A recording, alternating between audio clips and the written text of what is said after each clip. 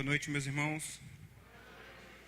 Que a graça e a paz do Senhor Jesus estejam presentes na vida de cada um dos irmãos. Amém? Quem veio hoje pela manhã? Levanta a mão para eu ter uma noção. Ok. Hoje pela manhã eu vou fazer uma recapitulação rápida. Para quem não veio pela manhã, eu vou continuar a minha linha de raciocínio aqui com os irmãos do que nós conversamos hoje pela manhã. Pela manhã, para você que não veio, ou para você que veio e já esqueceu, né? Que muita gente já esquece, né? Se perguntar no final do culto, qual foi o texto que o pastor pregou? Eu lembro que foi um salmo, né? Então não vou perguntar para os irmãos para ninguém cair nessa, né? Salmo 42 nós falamos hoje pela manhã. O Salmo 42, o salmista, ele coloca o seu anseio diante de Deus. O anseio, e ele compara assim como a corça anseia por águas correntes, a minha alma deseja esse Deus. Ele relata o coração aflito, um coração angustiado, de tal forma que fala que as suas lágrimas têm sido o seu alimento, de dia e de noite. De tal forma que as lágrimas que vêm à sua memória têm o alimentado e os seus ossos têm sido enfraquecidos constantemente com essa angústia que ele vive. E nós conversamos pela manhã sobre memórias feridas, mentes machucadas, por alguma situação que você talvez tenha passado lá na sua adolescência, lá na sua juventude, lá na época que você era criança, talvez a forma que você foi criado, talvez pela sua memória auditiva, por algo que você tenha ouvido, talvez pela sua memória visual, por algo que você tenha visto, alguma cena que te marcou, talvez tenha trazido até traumas para você, e a gente sabe que isso acontece, e os psicólogos estão sempre falando da importância de como você lidar com uma criança, o que você fala, como você se comporta, o modo como você trata. E nós sabemos que muitas histórias diferentes de cada um de nós, pessoas viveram de formas diferentes, de tal forma que hoje, e aqui nós estamos num público 100%, né? Praticamente, tirando o pequenininho ali pelo que eu estou vendo, 99,99% de adultos. E nós adultos aqui reunidos hoje, neste culto, talvez nós ainda temos traumas, talvez ainda temos situações que vêm à nossa memória e sejam situações que tornam as nossas memórias feridas, memórias machucadas, memórias que ainda mexem com os nossos sentimentos. Hoje à tarde lá, estava assistindo um programa, eu não vou falar o nome do programa porque eu não estou ganhando para isso. E lá falava de uma pessoa que passou um problema no passado, e o repórter perguntava, mas o que é que você passou? E a pessoa já emocionada e falava, não, eu prefiro não falar sobre isso. Eu prefiro não lembrar de tudo isso que eu passei. Talvez na tua memória agora, ouvindo isso que eu estou falando, talvez você venha à sua memória situações que falam, é verdade. Tem situações que eu também prefiro nem falar por essa situação que eu passei. Situação que eu passei. Alguém pode me dizer qual é o tempo desse verbo? Passado. A palavra de Deus, ela nos impulsiona e nos direciona, meus irmãos, a vivermos para frente. É o presente e olhando para o futuro. Nosso passado, muitas vezes, nós não vamos esquecer, porque ele faz parte da nossa história. E se você leu a pastoral que eu coloquei no boletim de hoje, eu te desafiei a não esquecer o teu passado. Sabe por quê? Porque o teu passado, ele faz parte da tua história. Não tem como você tirar isso da tua mente. Mas o desafio da gente como cristão, o nosso desafio, se colocando diante de Deus, é de tal forma que esse passado nos impulsione a termos uma vida diferente. Mesmo que as nossas almas estejam aflitas, como estava o salmista quando escreveu o Salmo 42. As lágrimas eram o alimento dele, dia e noite, noite e dia. Eu quero relembrar você que de manhã nós falamos o que nós devemos fazer com essas memórias feridas. Nós devemos abrir o nosso coração diante de Deus e, se você confiar, também compartilhando com um irmão, com uma pessoa especializada, com um terapeuta que te ajude, te impulsione a ser pessoa diferente.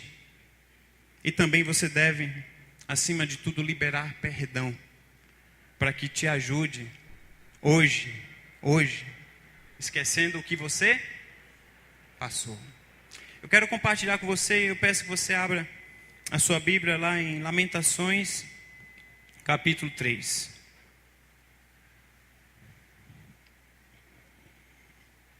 Lamentações, capítulo 3.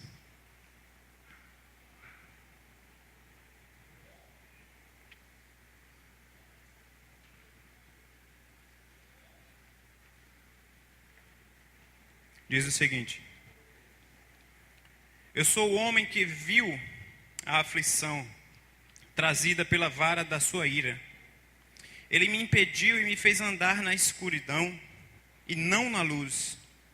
Sim, ele voltou sua mão contra mim, vez após vez, o tempo todo.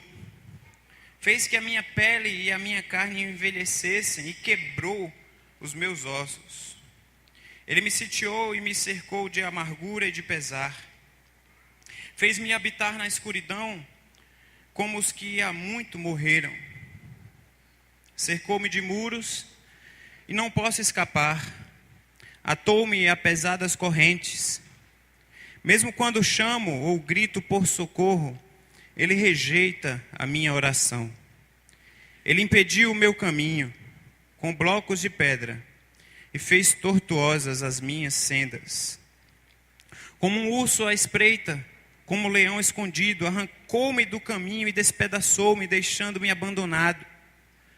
Preparou o seu arco e me fez alvo de suas flechas.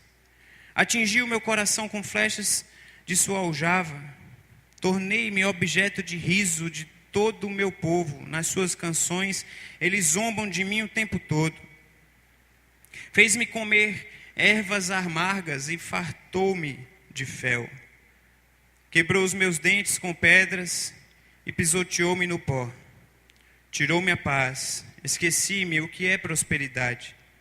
Por isso digo, meu esplendor já se foi, bem como tudo o que eu esperava do Senhor.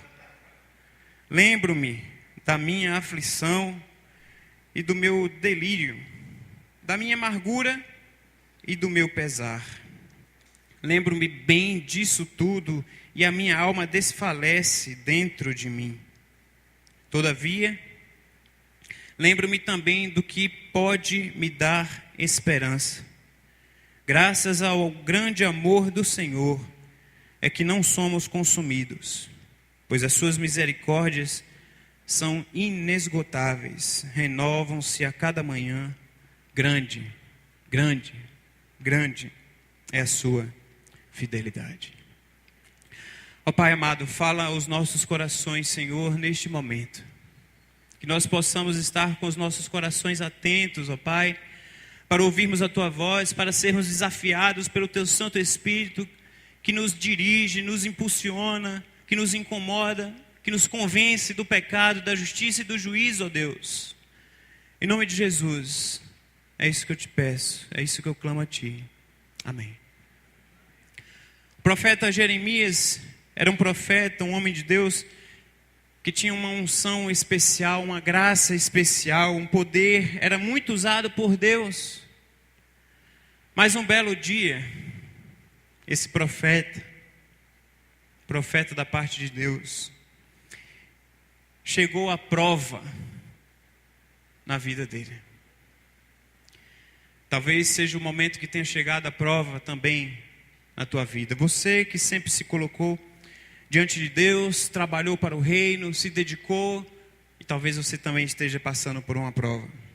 Jeremias então, ele começou a se lamentar por toda aquela luta que ele estava passando, e quanto mais ele falava dos problemas, mais ele ficava abatido, mais ele ficava triste.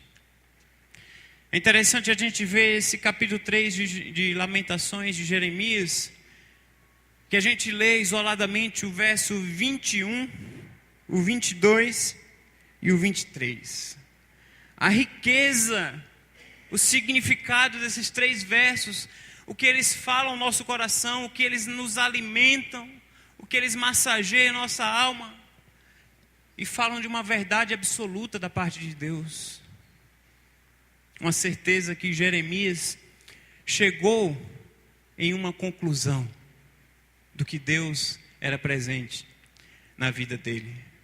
Mas se você observar, o capítulo 3 até o verso 18, são 18 versículos de lamentação. São 18 versículos que ele se coloca diante de Deus, falando que ele está sendo zombado, que ele está sendo ridicularizado. Mais ou menos como o salmista declarou também no Salmo 42, quando as pessoas perguntavam para ele: você está passando por tudo isso aí, onde está teu Deus? Cadê o teu Deus que está te permitindo passar por toda essa situação? Que Deus é esse que você professa? Que vida é essa que você está vivendo? Que situação é essa que não tem fim? Que túnel é esse que não chega à luz nunca? E o profeta Jeremias, quanto mais ele falava dos problemas, das situações, mais ele se angustiava. E ele chegou a escrever este livro. E ele foi conhecido como o profeta chorão. O profeta que se lamentou diante de Deus. Como é difícil, meus irmãos, a gente conviver com alguém que só se lamenta. E é bem verdade que eu não estou aqui para defender uma vida que a gente não vive, mas eu me incluo, né? Porque uma hora ou outra a gente está se lamentando, uma hora ou outra a gente está sem entender situações, e quando a gente menos percebe, a gente está reclamando daquilo até que Deus está nos dando. E outro dia eu, nervoso em casa, falei sobre uma situação, e a Milady falou: fica quieto, cala a boca, pede perdão a Deus pelo que você está falando. Eu tenho uma mulher sábia em casa que a baixinha é invocada, vocês não têm noção. E graças a Deus por isso. Porque nós temos que ter pessoas que nos exortam e nos trazem a realidade quando nós somos tendenciosos a nos lamentar, a nos murmurar, a reclamar pelas situações que nós estamos vivendo, situações reais, situações que nos incomodam, situações que mexem com a nossa alma, situações que mexem com a nossa ferida, situações que o profeta estava vivendo.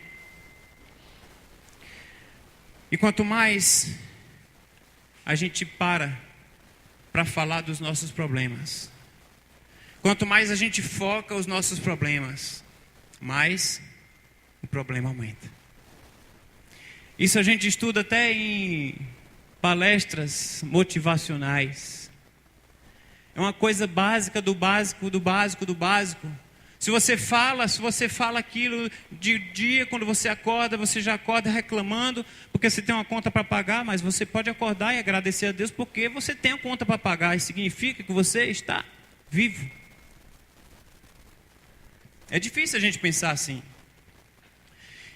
Tem um filme que vocês talvez assistiram, um filme que se chama Torres Gêmeas, que relata lá o o atentado terrorista no dia 11 de setembro.